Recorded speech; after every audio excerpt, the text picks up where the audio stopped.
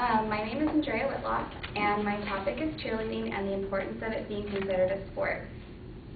High school cheerleading presently is not considered a sport under Title IX, which was designed to provide the same sports opportunities for girls as there are for boys.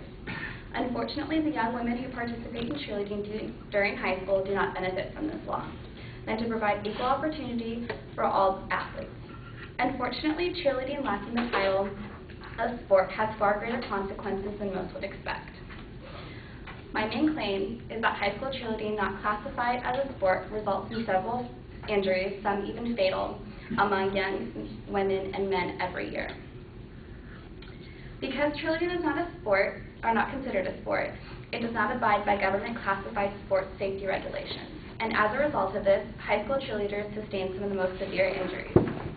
The National Center for Catastrophic Sport Injury reports that cheerleading is the second leading athletic activity with the most direct injuries, second only to football.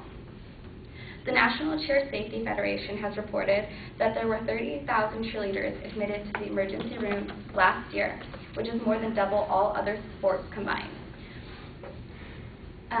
The National Center for Catastrophic Sports Injuries has also reported that high school cheerleading accounts for 65.1% of all catastrophic sports injuries among high school females over the past 25 years. Though the American Association Cheerleading Coaches and Administrators, or the AACCA, which most high school cheerleading coaches have adopted as their safety guidelines, has provided guidelines for indoor athletic activities such as basketball or football, basketball and volleyball, There are no regulations for outdoor events which take place on grass, track, and turf. Secondly, high school cheerleading coaches are not required to go through comprehensive certification process. Varsity, which is one of the leading cheer organizations in the United States and provides certification processes for cheerleading coaches in high school, has a process that only requires a potential coach to pass one open book test. And most high school districts, Whittier Union High School District being one of them, considers coaches volunteers who are only required to be CPR and first aid certified. The AACCA also suggests certification clinics but do not require them. Competitiveness among high school cheerleading has also increased.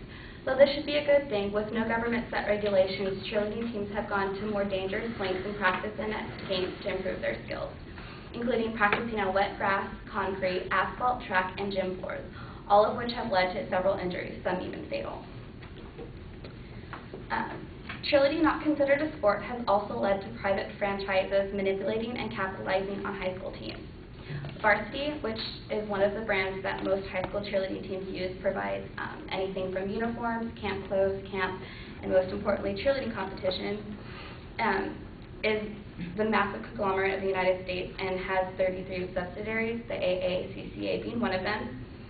And because of this, Varsity is able to set the safety guidelines that almost all public school cheerleaders follow. And because they're setting the guidelines, they're setting them from a business standpoint instead of what would be in the best interest of the cheerleaders. Varsity is responsible for the 66 national cheerleading competitions that take place every year. And if cheerleading is considered a sport under Title IX, it will then be restricted to a state-level competition, much like the CIS in California. And because of this, they'll lose money on their biggest source of revenue, which is cheerleading competitions. So in conclusion, the importance of making cheerleading a sport is more than proving a point. It's about protecting the safety of all those that participate.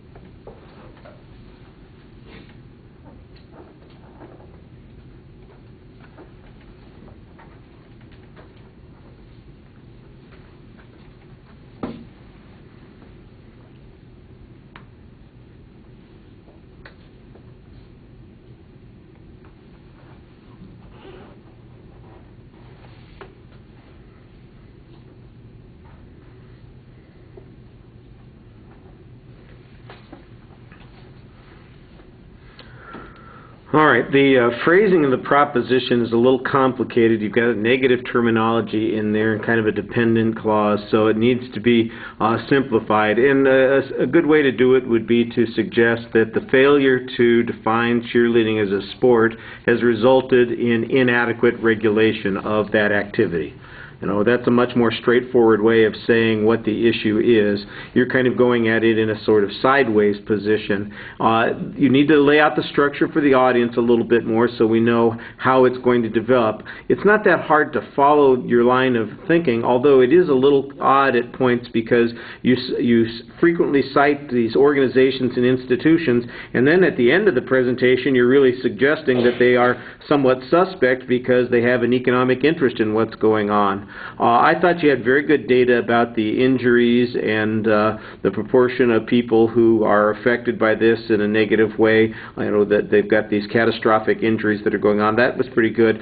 The link to a lack of training by the coaches or a lack of regulation or the safety issues that you're pointing out, that's what's missing in the argument, and that's the key point, because you're in essence suggesting that the regulations would be stricter and that those regulations would prevent those harms, but we don't even have an example of what that might be.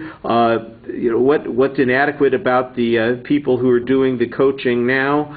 You kind of minimize and poo-poo the fact that they only have to do this one open book test, but why do they need something more substantial? I mean, clearly there are dangerous things that people are doing there, but would that have changed the outcome? Are there practices that are widely discouraged? For instance, are the guidelines that varsity and the organizations that are in its subsidiaries promoting, if those meet the safety standards, then why is a change going to improve safety? If they don't meet the safety standards, then you need to tell us where they fail to meet the safety standards. All right, and I kind of think that that's where there's some stuff missing in the argument. I think you project your voice pretty well, but you could use a little bit more audience contact, and that's all I've got to say for the moment. Thank you.